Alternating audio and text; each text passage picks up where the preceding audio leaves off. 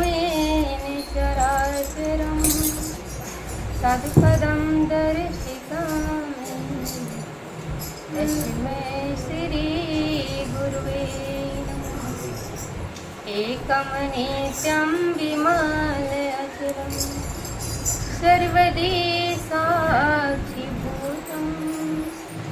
भावातीतं तिरुगुरुरहतं सद्गुरुतां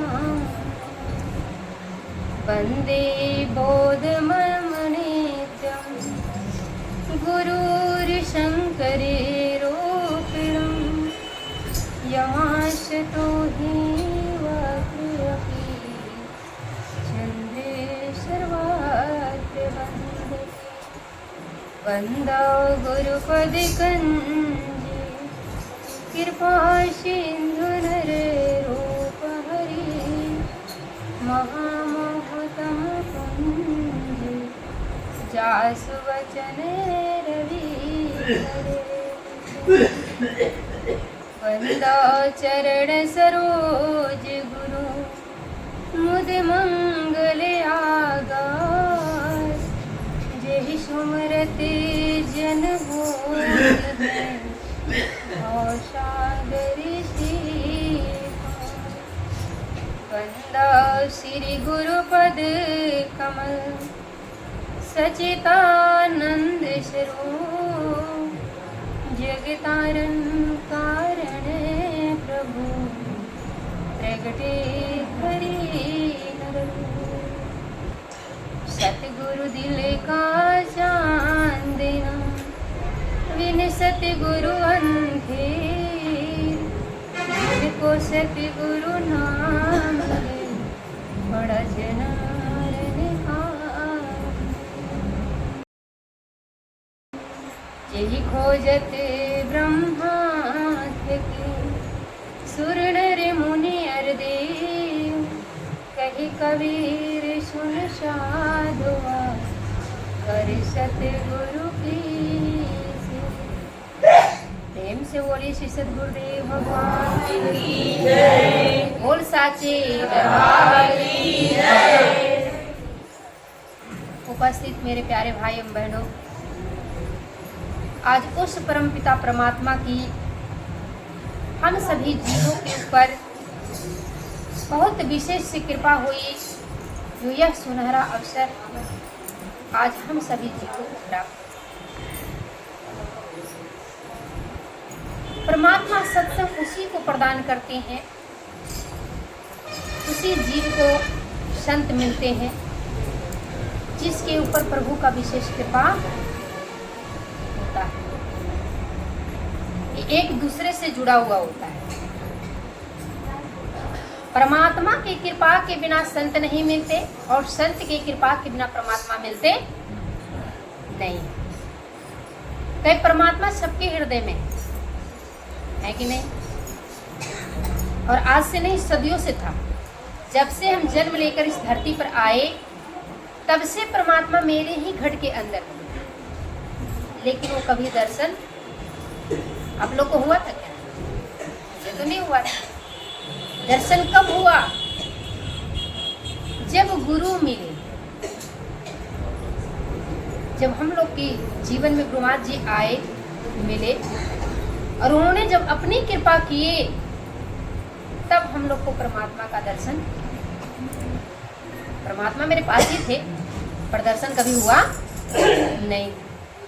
तो एक दूसरे से ये जुड़ा हुआ है। परमात्मा की कृपा के बिना संत नहीं मिलते और संत की कृपा के बिना परमात्मा का कभी दर्शन हो सकता। अभी अच्छा खासा भजन गाए, आनंद लिए, अच्छी बात है, लेकिन हम लोग का जीवन सफल कब हुआ? जब हम लोग गुरुनाथ जी के चरणों में आ गए। अभी कहे जिंदगी सुधर जाए, ये दिन सदगुरु के नजरिया पड़ जाए। केवल नजर ही उनकी पड़ जाए तो समझ लीजिए जिंदगी सुधर गई। लेकिन यहाँ तो बहुत कुछ मिल चुका है। जो ज्ञान दुर्लभ था, जिसको राज विद्या कहा जाता है, ये ज्ञान को पाने के लिए पहले राजा महाराजा अपनी हस्ती को मिटा देते। और उसके बाद जाकर इस ज्ञान को प्राप्त करते हैं। संत कृपा करके उनको ज्ञान देते हैं। लेकिन इस कलयुग में ऐसा नहीं है क्या? नहीं। आज गुरु महाराज जी अपनी खजाना लुटाने में लगे हुए हैं। ना ऊंच देखते हैं, ना नीच देखते हैं, ना अमीर देखते हैं, ना गरीब देखते हैं। ऐसा तो नहीं है कि गरीब को दूसरा ज्ञान दिए हैं या अमीर को दूसरा दिए हैं। ऐसा है क्या? जो ज्ञान एक अमीर को दिए वही ज्ञान एक गरीब को भी दिए। इस ज्ञान को पाने के लिए पहले के राजा महाराजा अपनी हस्ती को मिटाते थे। संतों की चौखट पे जाकर अपनी हस्तियां मिटा देते थे। सेवा करते करते वर्षों लग जाता था, और अगर वो सेवा से प्रसन्न हो जाते थे तब जाकर वो अपनी कृपा कहीं करते थे और उसको ज्ञान देते थे। लेकिन आज ऐसा नहीं। एक बार कोई जीव अगर कह दे कि हमें ज्ञान चाहिए तो रुमाल जी लुटाने के लिए तैयार बैठे हैं। आपको कहने में देर है पर उनको ज्ञान देने में कोई देर नहीं। भाई बंधु, संत को पहचान पाना मुश्किल होता है। परमात्मा को दो रूप होते हैं, साकार और निराकार। निराकार का तो एक बार दर्शन होता है तो पहचान में आ जाते हैं। उनको पहचानना सुलभ आसान है। लेकिन जो साकार रूप में परमात्मा आते हैं तो उसको पहचानना बहुत मुश्किल पड़ता है। क्या होता है? कोई अपनी मन बुद्धि से चाहे कि उसको हम परख ले या पहचान कर ले तो ये संभव? इतना पहुंच नहीं है आपके पास, इतनी समर्थ नहीं है आपके पास, इतनी बुद्धि नहीं है आपके पास कि आप संतों को पहचान पाए। आप उनको पहचान, अगर कोई कहता है कि हम संत को पहचान लिए हैं तो ये कहना ही गलत है। क्योंकि जब उनकी महिमा बखानी नहीं जा सकती। ब्रह्मा विष्णु महेश तो उनकी महिमा को गाते गाते थक गए और उनकी महिमा गाई नहीं गई। अपना अनुभव संतों ने लिखा कि सब धरती कागज करूं, लेखन सब बन राय, सात समुंदर मसी करूं, गुरु गुड़ लिखा न जाए। सात समुद्र।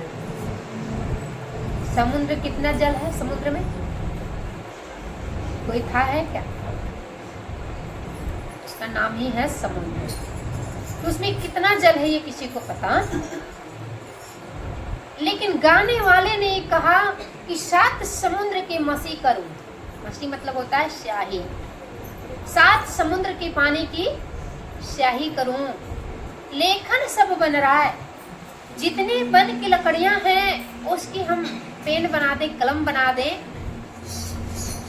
और चाहे कि हम गुरु को गिण के लिख दें, ये संभव? सात समुद्र की मसी करूं, लेखन सब बन रहा है। और उसको जब गुरु की महिमा को लिखने की बारी आता है तो गुरु गुण लिखाना, लिखते लिखते स्याही खत्म हो गई, कलम टूट गया, पर गुरु की गुण को लिखा जा सकता वो कभी खत्म ही नहीं होता है, कभी पूरा होता ही नहीं। संत आते हैं इस धरती पे, आपके और हमारे जैसे ही होते हैं ना। उमा जी का 2-4-10 हाथ है क्या? मेरे जैसे ही तो है। हमारे जैसे ही वो क्रियाकलाप भी करते हैं। जैसे हम खाते हैं, सोते हैं, बोलते हैं, वैसे वो भी बोलते हैं। लेकिन फिर भी वो सबसे अलग है। क्रियाकलाप मेरे जैसा है पर वो अलग, हम लोग से अलग है। उनके पास वो समर्थ है जो जीव को चाहे देना तो सब कुछ दे सकते हैं। और पेडकल इस दरबार में हुआ भी है। अंधे को आंख भी दिए, निर्धन को धन भी दिए, गूंगे के आवाज भी दिए। दिया नहीं दिए? जरा जोर से बोलेगा, हमको कम सुनाई देता है। दिए। जो वो चाहे वो दे सकते हैं, बशर्ते वो चाहे तो दे सकते हैं, अगर ना चाहे तो कुछ नहीं दे सकते। उनके पास वो समर्थ है जिसे मोक्ष कहते हैं। मोक्ष अति दुर्लभ होता है ना, इतनी आसान नहीं होती है मोक्ष को पाना, लेकिन वो भी सुलभ है। कहाँ? गुरु महाराज जी के चरणों में। वो उनकी चुटकी का खेल है। वो चाहे तो 1 सेकंड में जीव को मोक्ष तक पहुंचा सकते हैं, लेकिन अगर नहीं चाहे तो उनकी मर्जी। अब हमारे कहने की मतलब है कि जो ज्ञान दुर्लभ था वो आज आसानी से मिला है, तो क्या हम लोग को कर्म करना चाहिए या नहीं करना चाहिए? पहले संत थे जो पहले सेवा करवाते थे, सेवा से मन तन सब निर्मल हो जाता था, तब जाकर आत्मज्ञान प्रदान करते थे। लेकिन आज की संत क्या करते हैं? आज के गुरु महाराज जी क्या कर रहे हैं? आपको पहले सेवा करवाते, पहले ज्ञान। पर हाँ, आपसे वादा जरूर लिए, आपने वचन भी दिया है कि तन मन धन सब आपके चरणों में किए कि नहीं? भाई आप लोग का तो नहीं बता सकते, पर मैं जिस समय ज्ञान ली थी तो ज्ञान कक्ष में वादा की कि तन मन धन सब आपका चरणों में अर्पण, जीवन पर्यंत, जब तक मेरी श्वास चल रही है तब तक आपकी सेवा करेंगे, भजन करेंगे, आपके नाम की प्रचार करेंगे, सत्संग करेंगे। ऐसा वादा किए थे कि नहीं? किए थे। तो देखिए, तब तो हमने पहले सेवा करके उसके बाद ज्ञान को बहुत परिश्रम से प्राप्त करते थे, लेकिन आज गुरु महाराज जी बिना परिश्रम के दे देते, कोई परिश्रम करना पड़ता नहीं, पर ज्ञान दिए। ज्ञान पाना ही सब कुछ नहीं होता है, इस मार्ग पे चलना बहुत बड़ी बात होती है। भक्ति की मार्ग पर चलना भी बहुत कठिनाई आती है, बहुत कठिन की बात है। सूरवीर का मार्ग है, कायरों का मार्ग नहीं है। इस पे किस प्रकार से माया सामने आएगी ये कोई समझ भी नहीं पाता है। कभी पुत्र के रूप में, कभी पति के रूप में, कभी पड़ोसी के रूप में, किसी न किसी रूप में आपके सामने माया आएगी, आपको रोकने के लिए, रास्ता भटकाने के लिए, इस मार्ग से हटाने के लिए। लेकिन हमको क्या करना है? सावधान रहना है। राम के युग में एक काल में थे जो हनुमान का रास्ता भटकाने के लिए आए थे। जब हनुमान जी सजीवन बूटी लेने जा रहे थे तो शर्त क्या था? सुसैन वैद्य क्या बोले कि अगर सूर्य उदय होने से पहले सजीवन बूटी नहीं मिला तो लक्ष्मण की प्राण चला जाएगा। जब हनुमान जी निकले तो वहां कौन आए थे? कालने भी आए थे, रास्ता भटकाने के लिए, ताकि समय निकल जाए। तो आज इस कलयुग में अनेकों कालने में मिलेंगे आपको। किस रूप में आए ये आपको देखना है, वहां सावधानी बरतनी जरूरी है। पता नहीं किस रूप में आए, रिश्तेदार के रूप में आएंगे, बेटे के रूप में आएंगे, पति के रूप में आएंगे, पड़ोसी के रूप में आएंगे, किसी भी रूप में आ सकता है। हमारी माया बनकर हमारे रास्ता को रोकने के लिए, हमें मार्ग से भटकाने के लिए, तो आपको सावधान रहना है, ठीक है ना। गुरु महाराज जी इस धरती पर आए हैं जीव की कल्याण करने के लिए। उनका जो भी क्रियाकलाप होता है उसके पीछे केवल एक उद्देश्य होता है कि जीवों की कल्याण हो, दूसरा कोई उद्देश्य होता अपने, ना कोई उनका बीवी है और ना कोई बच्चा है। तो भाई किसके लिए करेंगे? किसके लिए करेंगे? आपके लिए और मेरे लिए, दूसरा उनका कोई उद्देश्य नहीं है। संतों का हर क्रियाकलाप के पीछे एक उद्देश्य होता है। वो एक उद्देश्य क्या है?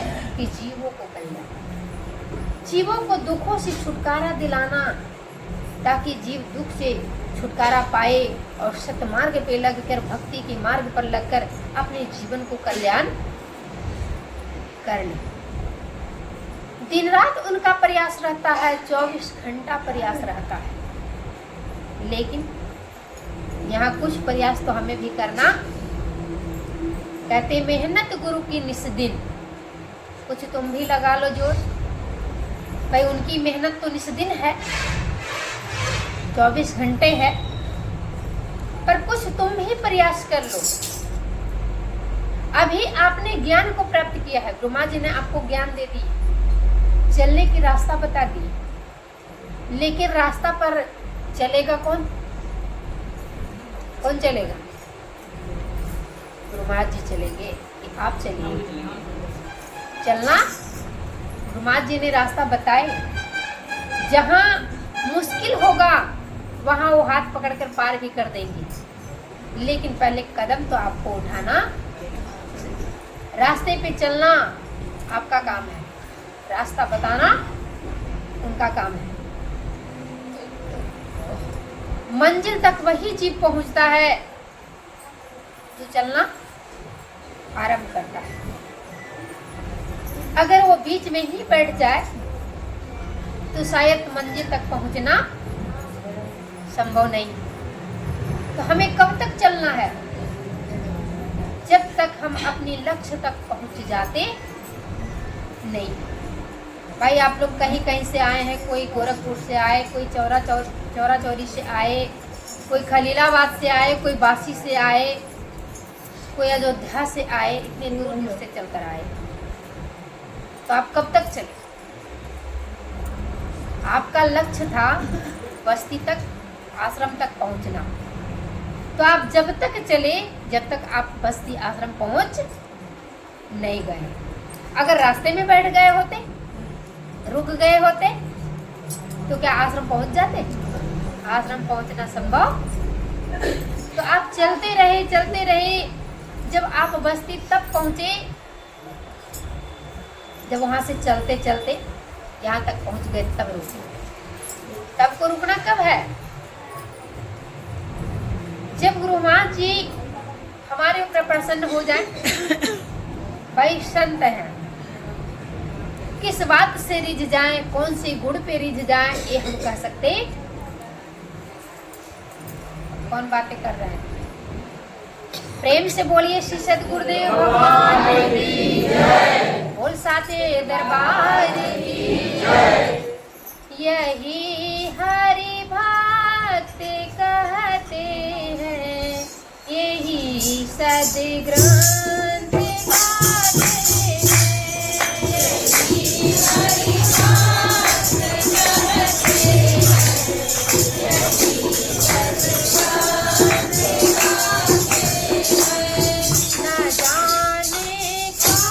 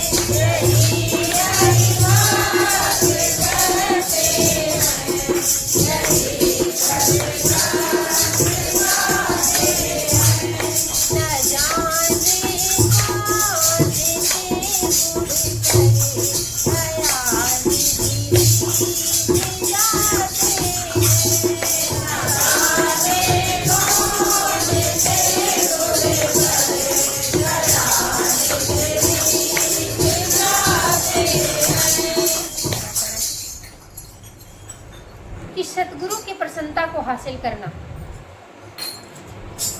मेरा उद्देश्य है। वो कैसे प्रसन्न होंगे, कैसे रिझेंगे, ये आपको और हमको सोचना है। भाई ना जाने कौन से गुण पे रिझ जाए। किसी के गाने पे रिझ जाते हैं, किसी के नाचने पे रिझ जाते हैं, किसी की सेवा से प्रसन्न हो जाते हैं। सबकी अलग अलग विधि होता है। अब सबका अलग अलग अपना अपना भाव होता है। कौन उनको कैसे रिझाएगा, कौन सी गुण पे वो कैसे रिझेंगे, वो तो वही जाने। तो नाना प्रकार के लोग भांति करते हैं, भांति भांति अलग अलग उपाय करते। पता चला संतों को रिझाने के लिए, गुरु को रिझाने के लिए लोग अपनी हस्तियां तक को मिटा दिए। इतिहास गवाह है, राजा हरिश्चंद्र जी अपनी राजपाट दान में दिए थे कि नहीं? दिए थे। और दान के साथ साथ दक्षिणे की जरूरत था, क्योंकि दान तभी फलित होता है जब दान के साथ दक्षिणा दिया जाता है। दक्षिणा के बिना दान फलित नहीं होता है, पूर्ण नहीं होता है। तो दक्षिणा देने के लिए जिसको अपने घर की इज्जत मानते हैं, लाज मानते हैं, किसको? पत्नी को। पत्नी क्या होती है? घर की लाज होती है। और अपनी पत्नी को बेच दिए। पुत्र को कुल के दीपक मानते हैं, मानते हैं कि नहीं? लेकिन उस पुत्र को भी ले जाकर बेच दिए। खुद राजा होकर भी डोम की गुलामी किए। क्या आवश्यकता थी? क्या वो पागल थे? आप लोग का क्या ख्याल है? गुरु को पसंद एक आईटा खिसक गया था क्या उसका? है? ऐसा नहीं था। उग्रवान जी को प्रसन्नता को हासिल करने के लिए अपनी हस्ती को मिटा दिया। बस उनका उद्देश्य था कि गुरुमान जी प्रसन्न हो जाए। और अगर गुरुमान जी प्रसन्न हो गए तो कुछ भी संसार का ऐसा कोई भी वस्तु नहीं है जो मुझे नहीं मिल सकता है। हर वस्तु मिल सकता है, यहाँ तक कि जो मोक्ष दुर्लभ है। आप लोग रोज शाम को वंदना करते हैं कि ध्यान मूलम गुरु मूर्ति, पूजा मूलम गुरु पादकम, मंत्र मूलम गुरु वाक्यम और मोक्ष मूलम गुरु। गुरु के कृपा के बिना किसी को मोक्ष मिल सकता। गुरुमात जी ने बोले 2 स्थिति होती है मोक्ष की। सबसे पहला स्थिति है गुरुमात जी की कृपा। आप भजन किए हो ना किए हो, पाप किए हो पुण्य किए हो, कितना दान किए हो, कितना क्या किए हो, कितना सेवा किए हो, अगर वो चाह ले तो इसकी कोई गिनती नहीं है। थोड़ा भी अगर किए हैं, अगर वो चाह ले तो मोक्ष आपको चुटकी में दे सकते, क्योंकि वह समर्थ उनके पास है जो दे सकते हैं। गुरु समर्थवान होते हैं जो मोक्ष भी दे सकते हैं, जीव को मोक्ष तक पहुंचा सकते हैं। लेकिन दूसरा स्थिति है नाम का निरंतर। निरंतर का मतलब समझते हैं? 24 घंटे एक भी श्वास हमारे नाम के बिना ना निकले। हर श्वास में मेरे परमात्मा का नाम हो, निरंतर नाम का स्मरण हो, तब तो हम मोक्ष को प्राप्त कर सकते हैं, अन्यथा संभव नहीं। ये इतना आसान भी नहीं है। निरंतर नाम को जाप करना ये संभव भी कोशिश करते हैं, पर होता है क्या? आधा से ज्यादा समय तो गलबात में निकाल लेते हैं, कि नहीं? पड़ोसी की बुराई बतियाने में, फलना की कहानी बतियाने में आधा से समय ज्यादा हमारा कहाँ जाता है? तो निरंतर तो संभव है नहीं। तो बचा कौन सी मार्ग? गुरुमात जी की प्रसन्नता। अगर वो प्रसन्न है तो मोक्ष तो हमारी उनकी चुटकी का खेल है। राजा जनक जी के गुरु जी थे राजा परीक्षित की, उनके कितने घंटे में मोक्ष दिए थे? मात्र 24 घंटे उनके पास समय था। 7 दिन का समय मिला था, वो भी निकल गया। ढूंढने में संतों को, गुरु बनाने में, गुरु के सानिध्य में पहुंचने में 7 दिन का समय था, वो भी निकल गया। मात्र 24 घंटा का समय बच गया, तब उनके गुरुमान जी उनको मिले। और उस 24 घंटे के अंदर में ही राजा परीक्षित को मुक्ति प्रदान की, यानी मोक्ष की प्रदान किए, उनको उस धाम तक पहुंचा दिया। तो समर्थ अगर उनके पास नहीं होता तो संभव नहीं था। समर्थ था तो 24 घंटे के अंदर उनको मोक्ष तक पहुंचा दिया। ठीक उसी प्रकार से पहला ऑप्शन है गुरुमात जी की कृपा, मोक्ष मूलम गुरु कृपा, और दूसरा ऑप्शन है नाम का निरंतर। तो निरंतर तो होने से रहा, ये बहुत मुश्किल है, बहुत टेढ़ा खेल है, इतना आसान नहीं है।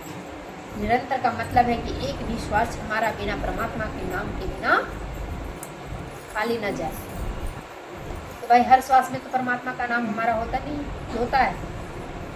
हम किसी से बात करेंगे उस समय तो स्मरण नहीं कर पाएंगे, करेंगे नहीं कर पाएंगे। निद्रावस्था में चले जाते हैं तो भी नहीं हो पाता है। तो एक ही ऑप्शन है, वो ऑप्शन है गुरु माँ जी के प्रसन्न। अब उनको कैसे प्रसन्न करना है ये आपको और हमको सोचना है ना। चाहे उनको सेवा करके प्रसन्न कर लो, या गा के रिझा लो, या नाच के रिझा लो। गुरु माँ जी एक अपने गुरु दरबार की एक कहानी सुना रहे थे। इनके कोई गुरु भाई थे गुरु जी की, तो उनसे कोई छोटी सी गलती हो गई तो गुरु माँ जी उनसे नाराज हो गए। और जब नाराज हुए तो उन्होंने क्या कहा कि आश्रम में आना ही रोक लगा दिए, आश्रम तुम्हें आना नहीं।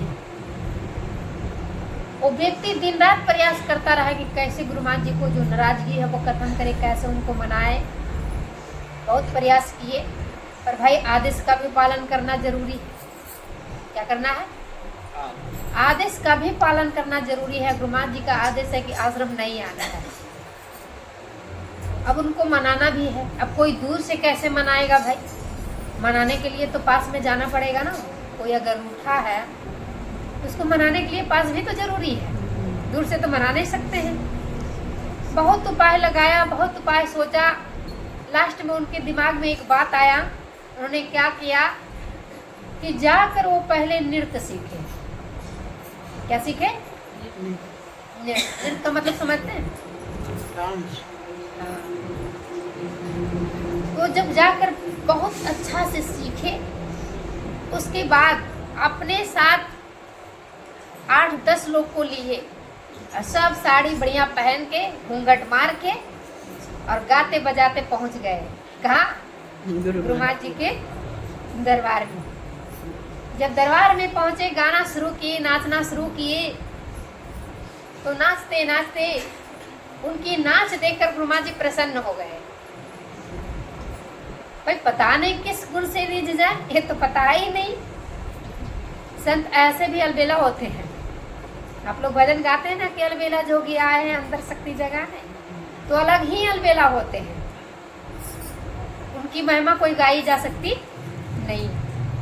जब नाचने लगे, नाचते नाचते गाते गाते गुरु माँ जी उनकी नाच देख के प्रसन्न हो गए। अरे पूछा भाई इतना अच्छा गाए, इतना अच्छा नाचे, कम से कम अपनी परिचय तो दे दो। और जब उन्होंने परिचय पूछा तो घूंघट हटाते हैं। जब घूंघट हटाए तो किसको पाए? जिसको उन्होंने गुस्से में कह दिया था कि दरबार मत आना। घूंघट के अंदर कौन था? वह उनका भक्त था, जिनको दरबार आने के लिए रोक लगा दिए थे। और जब वो देखे घूंघट के अंदर उनको, तो गुरु माँ जी खुश हो गए, उनकी नाराजगी खत्म हो गई। तो भाई उनको जैसे रिझाना वैसे रिझाओ, जैसे उनको खुश करना है वैसे करो। चाहे सेवा से करो, नाच कर करो। नाचना भी एक प्रेम लक्षणा की भक्ति होती है। क्या है? एक प्रकार की भक्ति है। हर लोग नहीं नाच पाते, नाच लेंगे, सबकी बस की बात नहीं है। और अंदर से जब प्रेम उमड़ता है तो स्वतः ही रुक नहीं पाता है जी। नाचना भी प्रेम लक्षणा भक्ति माना जाता है। एक प्रकार की ये भक्ति है, ये भक्ति का एक हिस्सा है। इसलिए जब परमात्मा से प्रेम होता है तो जीव मस्ताना हो जाता है। होता है ना? अपनी सुधि भी खो देते हैं, होते हैं कि नहीं? अपना शुद्ध बुद्ध होता नहीं। ये परमात्मा का प्रेम का प्रतीक है। जिसको परमात्मा से प्रेम लग गया, संसार की जितने नाते रिश्ते हैं वो सारा फीका पड़ जाता है, फिर उसके लिए कोई मायने रखता, सबसे रिश्ता अपने आप खत्म हो जाता है, क्योंकि उससे रुचि ही नहीं रहता संसार की तरफ, फिर उसका मन कभी जाता नहीं है। जिसको प्रेम परमात्मा से लग जाता है वो प्रेम दीवानी कहलाते हैं। मीरा को प्रेम लगा, लाज श्रृंगार सब उतार कर रख दी, रखी कि नहीं, लाज शर्म, इसलिए गाते हैं लगन तुमसे लगा बैठे, जो होगा देखा जाएगा।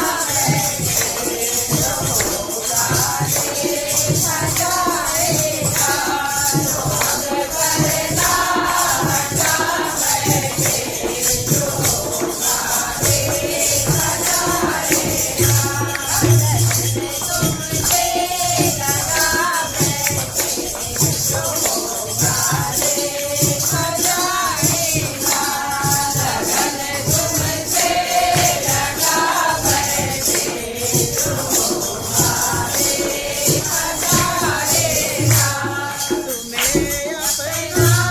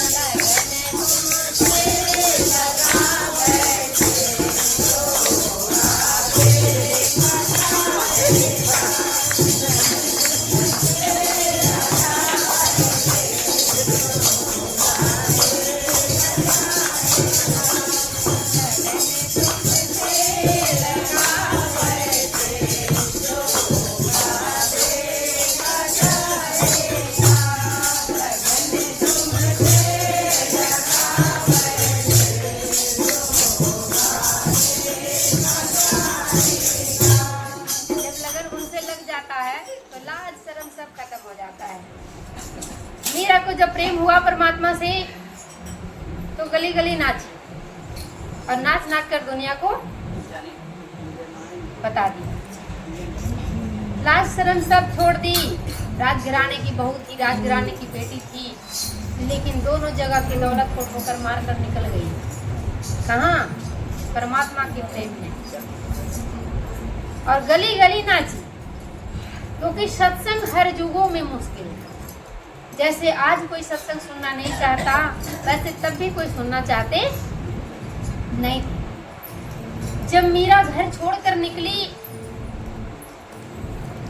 तो गुरु महाराज जी ने उनको आदेश दिए कि जाकर अब तुम प्रचार करो।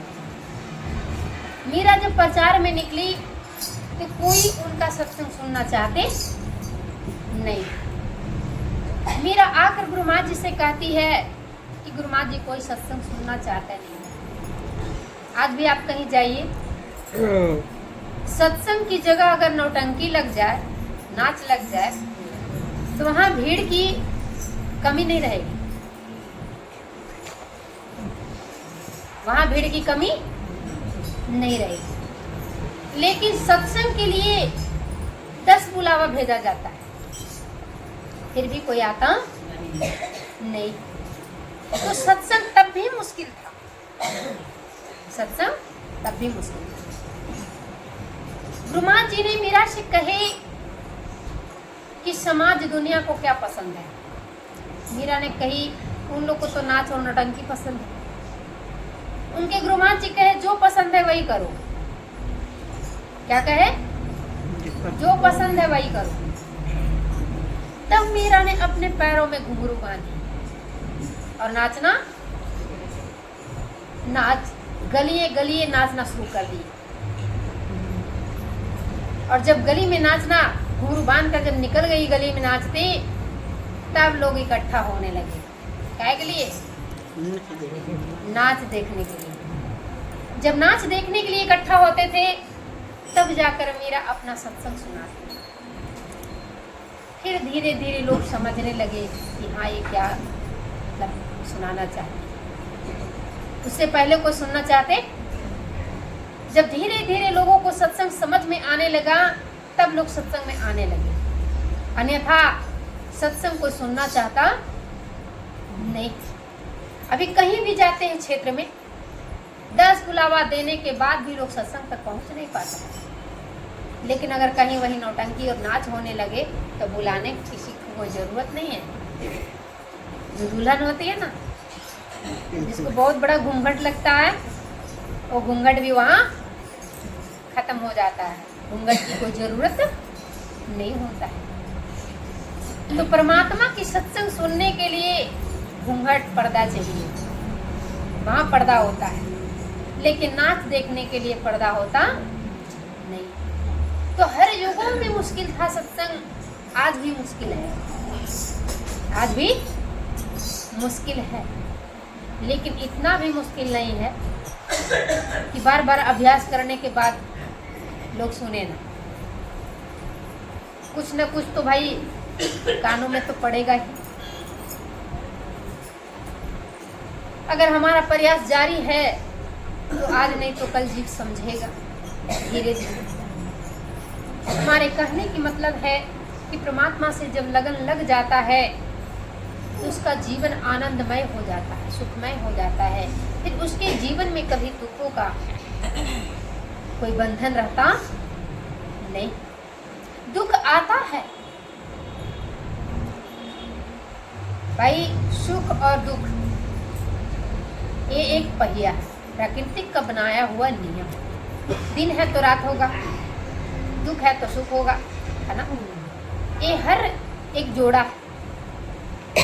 तो दुख तो कभी कभी जीवन में आता है, लेकिन अगर हमारे पास ज्ञान है तो दुख आता तो है, पर वो हम पर कभी हावी होता आया थोड़े क्षण के लिए, और उसको हम बहुत आसानी से सामना कर लेते हैं। लेकिन जिसके पास ज्ञान नहीं है, अगर उसके पास दुख आता है तो क्या होता है, आधीर हो जाता है, परेशान हो जाता है। लेकिन जिसके पास ज्ञान होता है, गुरु महाराज जी का कृपा होता है, गुरु महाराज जी की छत्र छाया होता है, तो अगर दुख आ भी जाए कभी तो जीव कभी घबराता नहीं, वो कभी आधीर नहीं होता, वो कभी परेशान नहीं होता। दुख तो सभी को जीवन में आता है,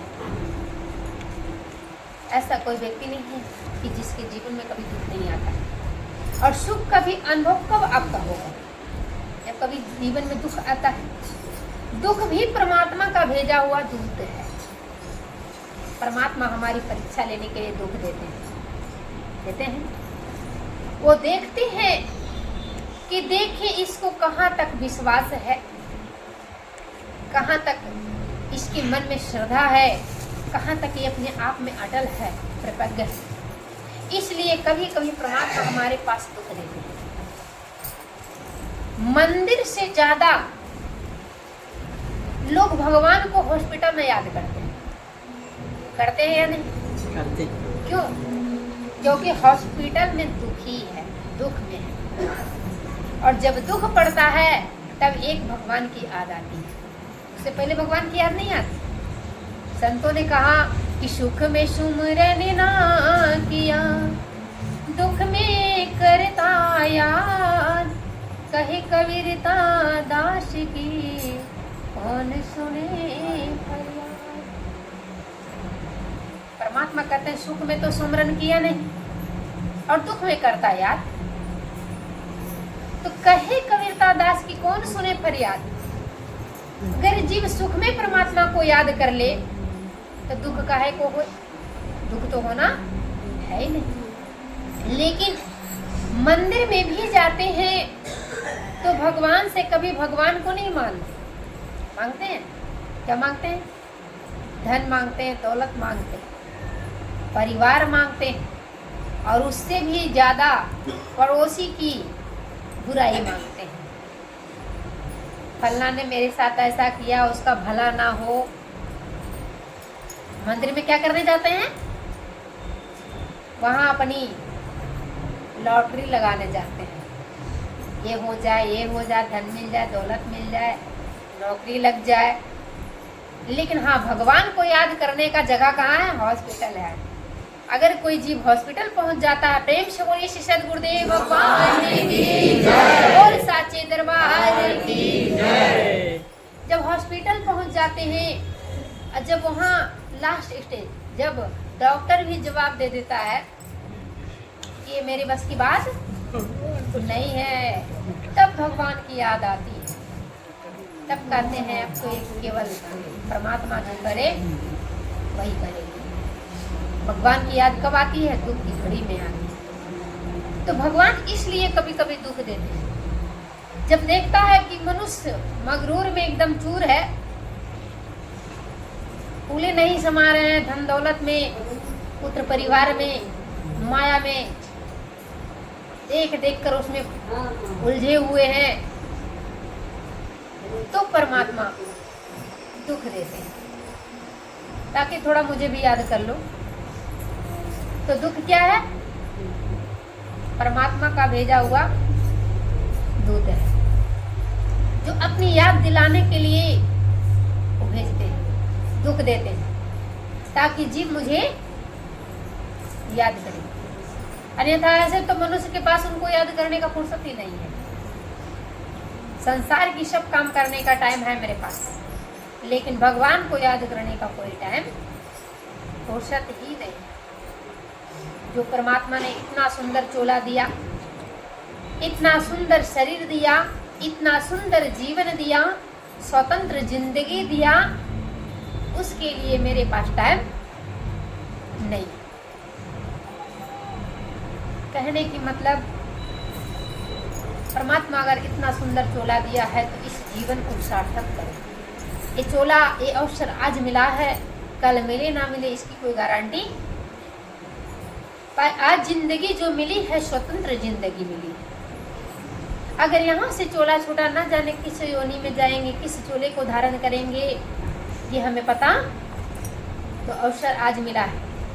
संतों ने कहा कि लग जा चरण में मौका, शायद न फिर मिले लग जा चरण में मौका शायद न मिले, आगे कृपा की खोज न जाने कहाँ मिले, आगे कृपा की खोज न जाने कहाँ मिले।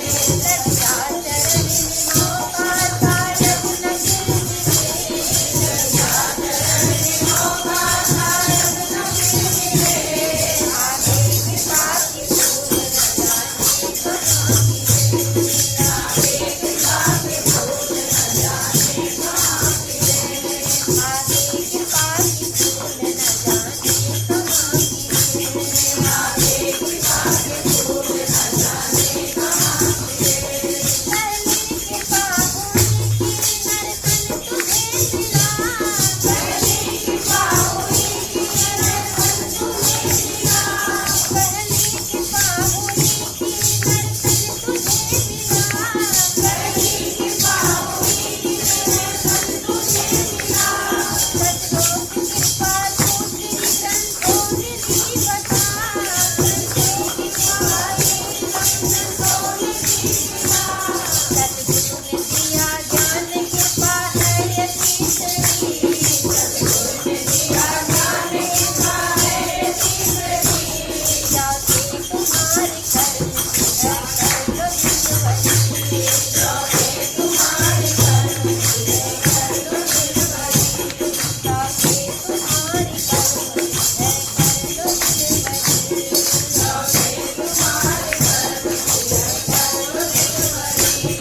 बेहोश हो न जाना, बेहोश हो न जाना, चरणों में चित मिले, बेहोश हो न जाना, चरणों में चित मिले, आगे कृपा की खोज न जाने कहाँ मिले, आगे कृपा की खोज न जाने कहाँ मिले, आगे कृपा की खोज न जाने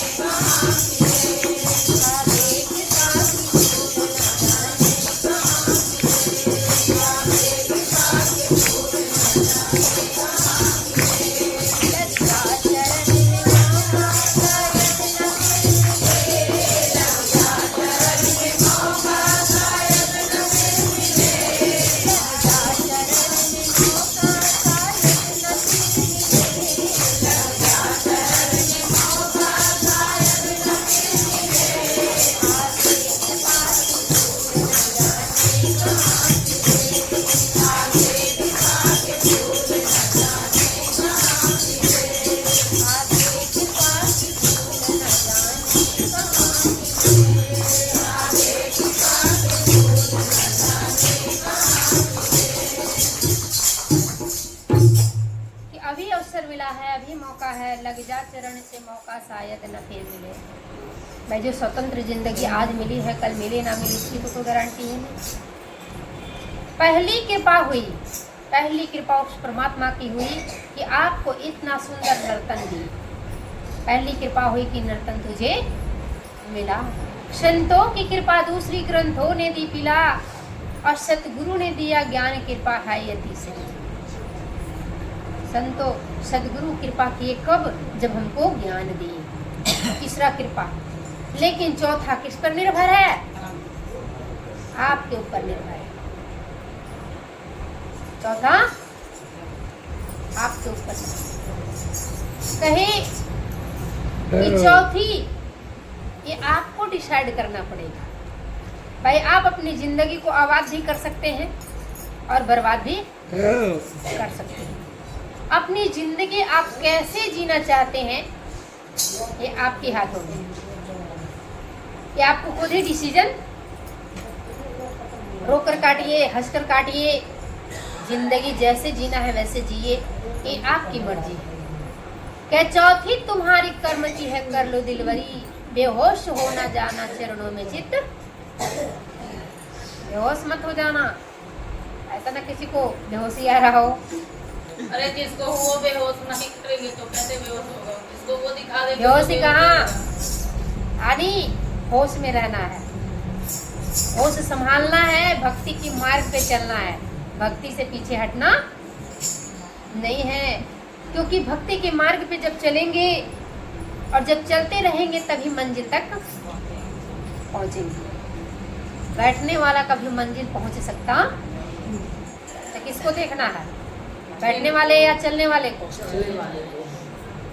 बहुत होते हैं ज्ञान सबको समझ में नहीं आता है, ज्ञान लिया आराम से उसको पैक करके अलमारी में, ना ध्यान करना है, ना साधना करना है, ना भजन करना है, ना सेवा करना है, ना कभी सत्संग में जाना है, ना दरबार जाना है।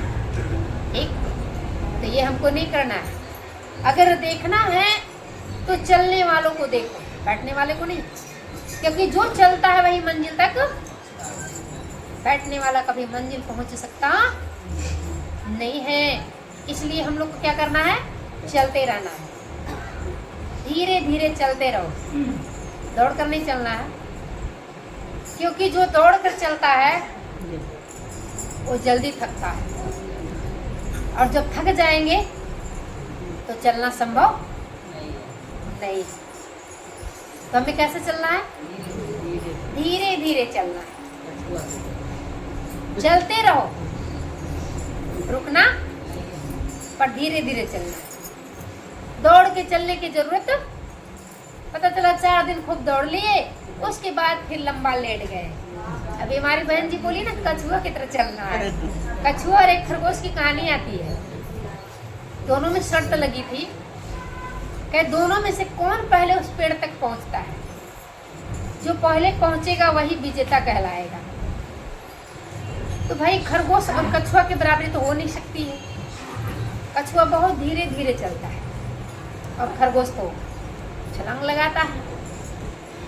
अब खरगोश जब दोनों की बाजी लगी, दोनों के चैलेंज हुआ, दोनों चलना जब शुरू किए तो खरगोश तो बहुत आगे निकल गया छलांग लगाकर, कछुआ बेचारा धीरे धीरे रेंगते जा रहा है। तो जब खरगोश पौधे के पास पहुंच गया, करीब पहुंच गया, तो पीछे मुड़कर देखता है तो देखता है कि कछुआ भी बहुत दूर है। क्या है, बहुत दूर है। तो खरगोश क्या करे, कछुआ भाई को तो अभी बहुत समय लगेगा यहाँ तक पहुँचने में, तो क्यों ना थोड़ा हम विश्राम कर ले, क्योंकि भाई चला दौड़ कर तो थकेगा ही। अब वो थोड़ा विश्राम करने लगा, जब विश्राम करने लगा तो पूरा ही विश्राम हो गया। कछुआ तो धीरे धीरे तक, मतलब धीरे धीरे चलकर वहां तक पहुंच गया, और खरगोश बेचारा बीच में ही सो गया। तो हमें कौन सी चाल चलनी है, कछुए वाली, खरगोश वाली नहीं। जो दौड़ कर चलता है वो जल्दी थकता है। और मैंने इस मार्ग में भी देखा है, भक्ति के मार्ग में भी देखा है, कितना गाए, इतना बजाए, इतना नाचे, पता चला बाद में विश्राम में हो गए। फिर ना सेवा करना है, ना सत्संग करना है, ना गुरु माँ जी का दर्शन करना है, ना भक्ति करनी है, ना दरबार जाना है, ना प्रोग्राम में जाना है। तो ऐसे भक्ति नहीं होनी चाहिए। भक्ति हो तो आजीवन, क्योंकि हमने वचन दिया है कि जीवन पर अंत आपका भजन और भक्ति करेंगे, प्रचार करेंगे आपके नाम का। तो कम से कम नाम का प्रचार ना कर पाए पर स्मरण तो कर सकते, भक्ति तो कर सकते, सेवा तो कर सकते। भाई हमने वादा किया है, उस वादा को निभाना भी तो जरूरी है कि नहीं। अगर वादा करके नहीं निभाए तो क्या कहलाएंगे, धोखेबाज, मिथ्यावादी। जो वादा किया और नहीं निभाने वाले को क्या कहते हैं, धोखेबाज, उसे धोखेबाज कहा जाता है। तो एक वादा तो हमने माँ की गर्भ में किया, वो तो हमें याद नहीं है कि है, किसी को याद नहीं। वहाँ वादा किए थे कि हे प्रभु इस संकट से मुझे बाहर निकालो, बाहर जाकर हम आपका भजन करेंगे, आपको कभी भूलेंगे। लेकिन जैसे ही जन्म लिए, माँ की गर्भ से बाहर आए, वैसे सबसे पहला शब्द बच्चा का क्या होता है, कहाँ कहाँ कहाँ कहाँ, मैंने कोई वादा नहीं किया। तो वो वादे को तो भूल चुके, लेकिन दूसरा वादा आपने जीता जागता होश, पूरी होश हवास में किए थे कि बेहोश में थे, है? जब ज्ञान लिए थे, गुरु माँ जी के चरणों में जब समर्पित किए थे खुद को, तन मन धन, तो उस समय तो होश हास में थे कि नहीं थे, होश हवास में थे ना। तो दूसरा वादा आपने गुरु माँ जी के चरणों में किए, जो पूरे होश हवास में किए। गुरु माँ जी वहाँ ऑप्शन दे दिए होंगे कि देखो भाई इतनी बातें कर पाओ, भजन करो, सत्संग करो, सेवा करो। अगर ये सब कर पाओ जीवन पर अंत, तब तो तुम ज्ञान लो, और नहीं तो अभी भी दरवाजा, बोले थे कि नहीं, मेरे को तो बोला गया था, कहते अभी भी दरवाजा खुला है, कुछ भी नहीं बिगड़ा है, अभी आप जा सकते हैं। तो उन्होंने तो दूसरा ऑप्शन भी दिया था, आपने नहीं माना। अब जब नहीं माना तो जीवन पर अंत निभाना भी तो है, और अगर नहीं निभाएंगे तो धोखेबाज कहलाएंगे। इसलिए जीवन पर अंत गुरु माँ जी जो हमने वचन दिया है उसको हमें निभाना है।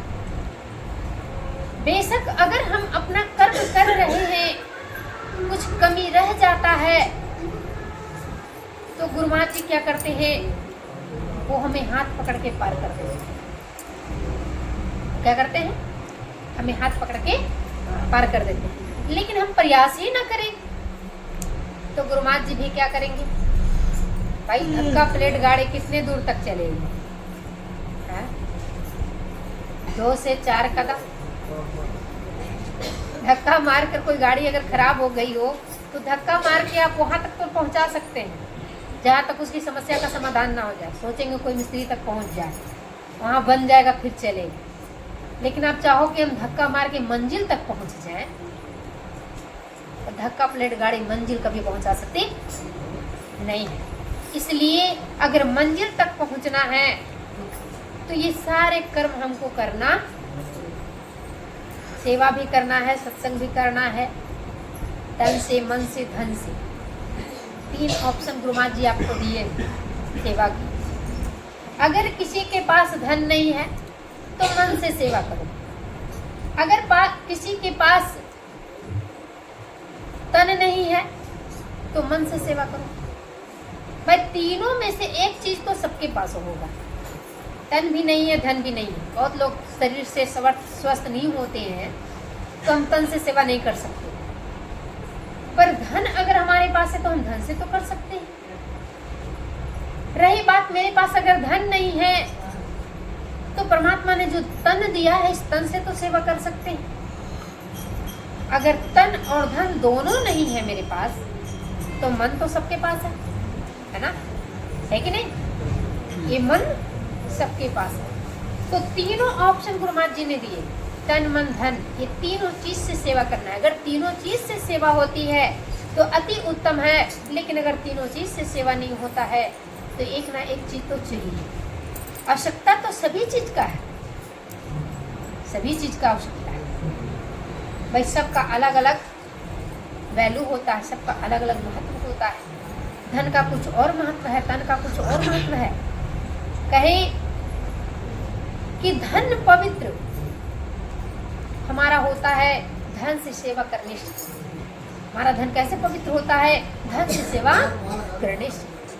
मन पवित्र होता है भगवान की भजन से, और तन पवित्र होता है भगवान की यानी गुरु की सेवा करने से।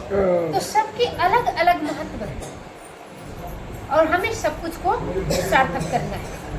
परमात्मा का हर चीज 10वां अंश होता है, तन से, मन से और धन से। हमारा समय का भी 10वां अंश परमात्मा का होता है, गुरु का होता है। 28-30 दिन की महीना होता है, उसमें 3 दिन हमारा सदग्रंथ कहता है कि 3 दिन परमात्मा के नाम पर आपको रहना चाहिए। या तो कहीं जाकर सत्संग सुनो, या तो कहीं आप सत्संग प्रचार करने के लिए निकलो। घर छोड़कर कहीं दूर जाओ, 3 दिन सत्संग करो, या तो सत्संग सुनो या तो करो, या तो फिर दरबार जाकर सेवा करो। भाई हम लोग से तो ये भी नहीं होता कि होता है, महीना में 1 दिन भी नहीं होता है, जबकि 10वां अंश कितना है? 3 दिन। 24 घंटे की दिन रात होती है, 24 घंटे के दिन रात में 2.5 घंटा 10वां अंश परमात्मा का है, उसमें 2.5 घंटा आपको भजन करना है। कुमार जी ने बताए कि 1.25 घंटा सुबह और 1.25 घंटा, इसमें से हाथ उठाएंगे कौन कौन 1.25 घंटा ध्यान करते हैं? अब खुद ही नहीं करते हैं।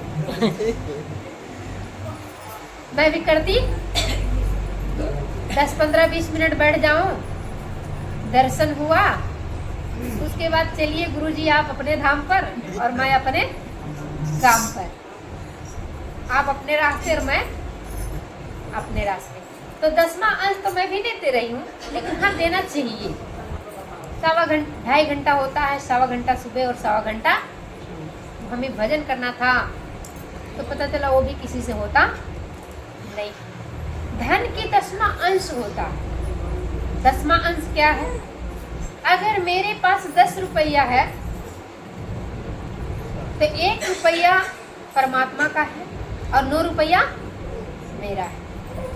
9 रुपया आप खाओ पियो जो करना है वो करो, लेकिन 1 रुपया हमें परमात्मा को दे देना चाहिए। तो वो भी नहीं होता है। होता है?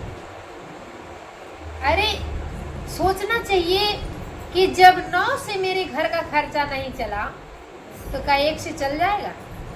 1 से चल सकता नहीं है, लेकिन हम उसको भी खा जाते हैं। कहते हैं ना, सोचते सोचते में पूरी जिंदगी निकल जाती है। एक दिन सोचे थे गंगा नहाएंगे, जाते जाते लग गया बुखार, तो कौन जाता है गंगा नहाने। एक दिन सोचे थे दान करेंगे, लेकिन महंगाई ज्यादा बड़ा है परिवार। ये सोचते जरूर हैं पर करते, तो हमको सोचने के साथ साथ करना भी है कि नहीं करना है? सोचना भी है और करना भी है। केवल सोचते रहें तो पता चला हमारा समय ही निकल जाएगा और हम कुछ कर ही नहीं पाएंगे। इसलिए हमको करना भी जरूरी है। सेवा सत्संग भजन करके अपने जीवन को सार्थक बनाना, यही हमारे जीवन का सार है, यही हमारे जीवन का लक्ष्य है। सोचे समझे विचार करें, अधिक से अधिक सेवा सत्संग सुमरन करके अपने जीवन को संवार ले, क्योंकि जो अवसर आज मिली कल ना मिले इसकी कोई गारंटी। समय परिवर्तन होता है, समय बदलता रहता है, इसलिए समय का कीमत को समझें। जितना मिल रहा है उतना हम कोशिश करें उसको हासिल करने की। जितना हमसे अधिक सेवा हो जाए उतना हम करने की कोशिश करें, क्योंकि यही हमारा जीवन का सार है, यही हमारा लक्ष्य है। सोचे समझे विचार करें। अर्जी हमारी है और मर्जी आपकी है। प्रेम से बोलिए सतगुरुदेव भगवान।